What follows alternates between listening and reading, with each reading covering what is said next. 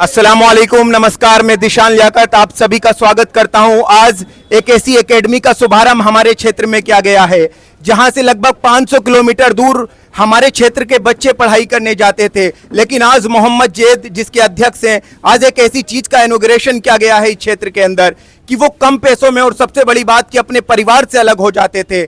तो उनको लेकर एक जैद भाई ने एक एकेडमी की शुरुआत की है। सर, कैसा महसूस कर रहे हैं आप? इस शिक्षा का जिस स्तर पर बाजारीकरण किया जा रहा है उसी को देखते हुए जैद भाई ने एक शिक्षा को कम पैसों में यहाँ पर प्रोवाइड कराने की एक सुविधा का इंतजाम किया है।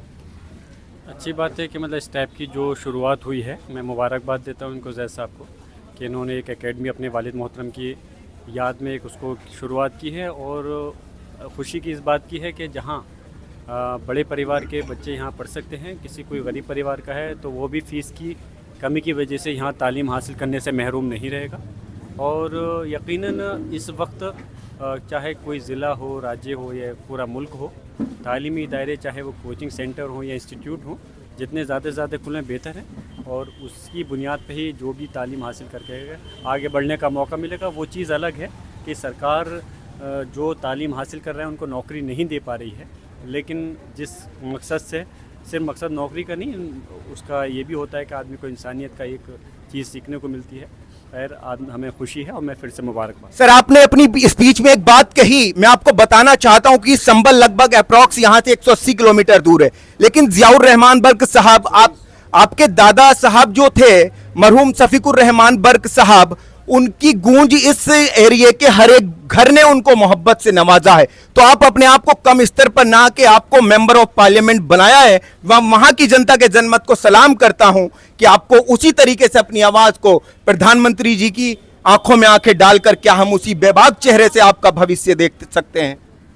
देखिए, दादा मोहतरम बर्क साहब की जो राजनीति है वो राजनीति नहीं बल्कि वो खिदमत करके क्या करते थे, उनका एक जज्बा था। उन्हीं की चीज़ को आगे बढ़ाते हुए मैंने इस कोशिश की है, उस विरासत को आगे बढ़ाते हुए, उनके नक्शे कदम पे चलते हुए मैं अपने लोगों की, गरीब आवाम की खिदमत कर सकूं। और सिर्फ उनकी पहचान या वो दिलों में जो राज करते थे सिर्फ संभल या बिजनौर मंडल मुरादाबाद में नहीं, बल्कि अल्लाह के करम से मैं फ़ख्र से इस बात को कह सकता हूँ पूरे मुल्क और मुल्क से बाहर भी लोग उनसे मोहब्बत करने वाले थे, जो उनको हमेशा अपनी दुआओं में याद रखा करते थे और आज भी उनके लिए दुआएँ करते हैं।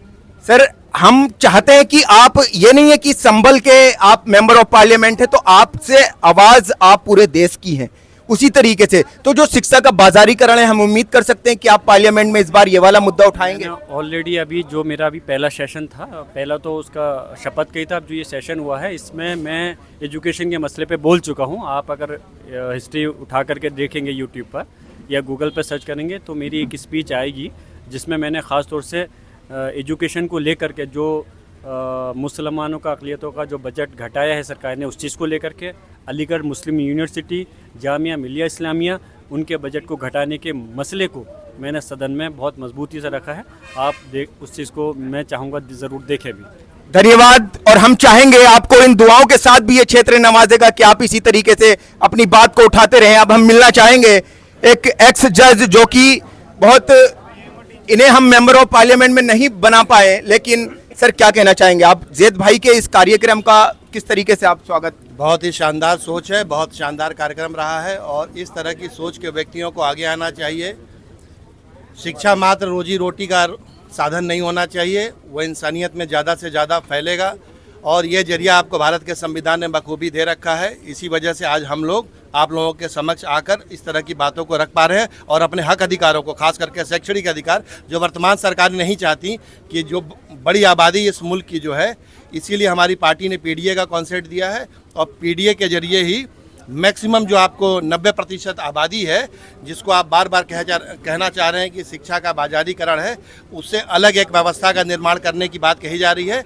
उससे ज़्यादा से ज़्यादा लोग, जो कमज़ोर तबका है, गरीब तबका है, दलित है, पिछड़ा है, मुसलमान है और तमाम माइक्रो माइनॉरिटी के लोग हैं, जो शिक्षा से लाभान्वित होंगे। कल सर आपने बात की कॉन्स्टिट्यूशन की, आपने बात की एजुकेशन की, जो भारत का संविधान सबको, मुसलमानों ने भी इतना ही योगदान दिया है भारत की जंग आज़ादी में। कल मुसलमान 12 बच्चियों को बिजनौर के स्कूल से नकाब की वजह से निकाल दिया गया है। क्या कहना चाहेंगे आप? क्या सरकार ये राजनीति क्यों कर रही है?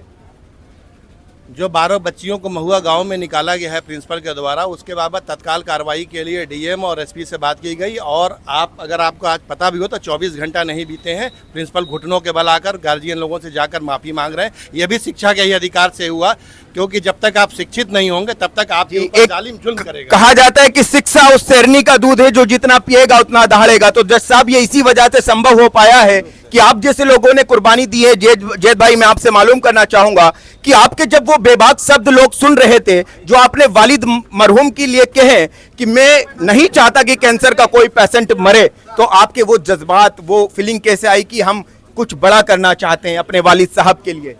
जाहिर सी बात है कि जब यहाँ पर कोई नीट का इंस्टीट्यूट बनेगा, उससे डॉक्टर बन के जाएगा, तो जाहिर सी बात है वो बच्चा डॉक्टर ही नहीं बनेगा बल्कि वो हॉस्पिटल भी खोलेगा।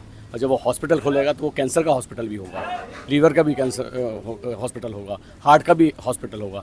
इसीलिए तो मैं तो चाहता हूँ हर घर से जो है डॉक्टर बने, और डॉक्टर बनने के बाद हॉस्पिटल खोलें, और कोई मरीज़ भी ऐसा ना हो कि जिसकी जान जाया जाए। जैद भाई, पूरा समाज, पूरा ये एरिया आपके साथ खड़ा है। जज साहब, मैं आपसे बात करना चाहूंगा कि हम जिस गली मानिया वाले से बिलोंग करते हैं, वहां पर बच्चों के अभी भी जो शिक्षा का स्तर गिरता जा रहा है, सरकारी स्कूलों में पंखे तक मौजूद नहीं है। इतनी ज्यादा गर्मी 42 सालों में सबसे ज्यादा गर्मी इस साल हुई है।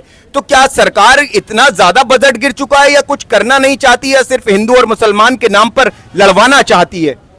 48 घंटे बाद हम लोग इस देश का स्वतंत्रता दिवस मनाने वाले हैं, और अभी मात्र इस मुल्क को भारत का संविधान लागू हुए करीब 75 वर्ष होने जा रहे हैं।